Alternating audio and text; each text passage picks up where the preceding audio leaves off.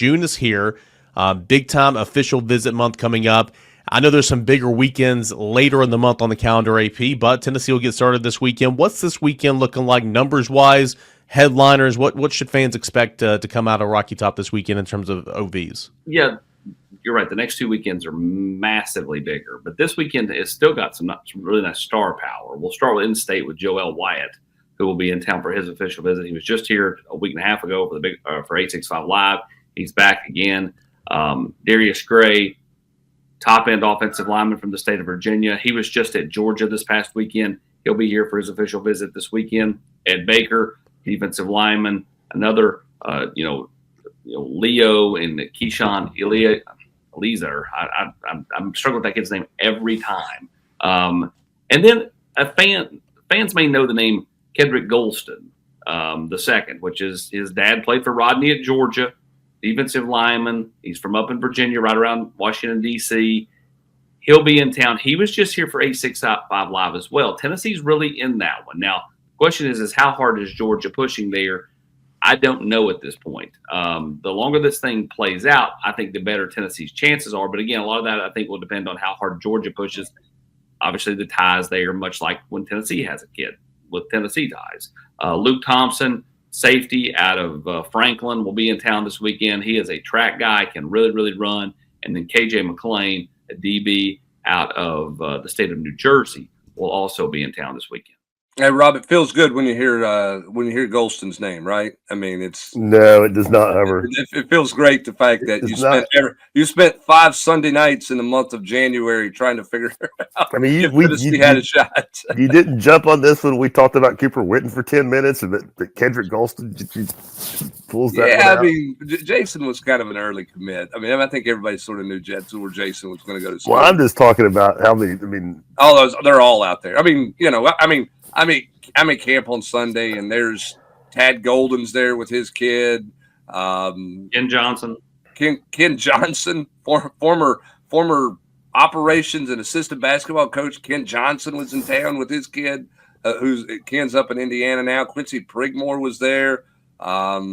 Just a lot of, just a reminder, Eric, I'm old. But yeah, Golston for sure jumped out. I had to had to scratch my eye. I was gonna say you guys pick up the phone, call the kid. It'd be full circle moment, right? I mean, just bring it all back around. I've had a couple of those. Now, Tad Golden remembers me obviously because he played here, and some of those are cool. But you had some other guys that you called, man. I called you a lot, and he's like, "Yeah." I said, "You shouldn't remember me."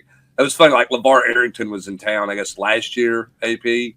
I was like, man, everybody knew you weren't coming, but everybody called you all the time to see what was going on. Of course, his son ended up following in his footsteps at Penn State as well.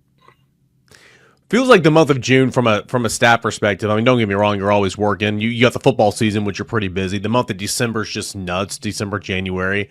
But the June in terms of recruiting, I mean, this is that month where really started kicking off this past weekend with Memorial Day weekend with 865 Live. Had a couple of camps, but you're going to have camps. You're going to have official visit weekends. In the future, maybe you'll have OTAs. I mean, the month of June, Brent, is a huge month on the calendar for your college football staff. It's one where you don't get a whole lot of sleep, I feel like. Well, I mean, here's the thing. I mean, Tennessee did the barbecue this weekend. Okay, it's the first time they've done it this time of year. The reason they did it is because July is now completely dead. They took that's dangling last week in July, Austin, where you felt like you had to do something that you really – I mean, the kids didn't really like, what are we doing? It was just the most kind of thrown out there week. And if you didn't do something, then you were like failing in recruiting or whatever. So if you're not doing it, Georgia, Alabama, LSU, they're all doing it. So you're also bumping up against high school practice. It was tough. I mean, so they fixed. That's the only fix they've made in a calendar in about 10 years. It feels like in the right direction, but they did get that taken care of. But yeah, June is crazy hectic when you talk about camps, and I think the other question, if you're talking big picture, as you move forward, where is the true value in camps at this point in time? And I think that's something that we'll look at. Do you limit the number of camps you have some more? Where do you feel like the value is in a camp as opposed to a kid coming in town for an unofficial and working out himself? Well, Tennessee already has limited it quite a bit compared to like when Heupel first got here. That first year, man, they had like 4 million camps that June. And like now it's dwindled down to just a handful of days. Because you factor in like the big man day, and then you factor in specialist, which was Sunday afternoon this past week. This Sunday they have another camp, and like Willie Miles' kid will be in town, Maxwell Miles, who's a 27 out of the state of Arizona, and so like you're constantly bringing kids in, but it's dwindled down quite a bit in my mind. But I still think that they're very important because there are certain times coaches want to be able to get their hands on a kid and see, okay, what is he? How tall really is he? How much does he really weigh? What's he move lateral quickness like? What does he run like? What's the bone density look like? What's the ankle stiffness? Can he take my coaching, Rodney Garner? It's all about doing it with younger kids, though. I mean, the value. Yeah, correct. The value of older kids is a non-value now. This year is 27, 28, 29. Yeah. Which is getting scary because my oldest kid's a 31. He's a 31. And Rob's kid was like a 19. And that's a long time ago. And so was Hubs.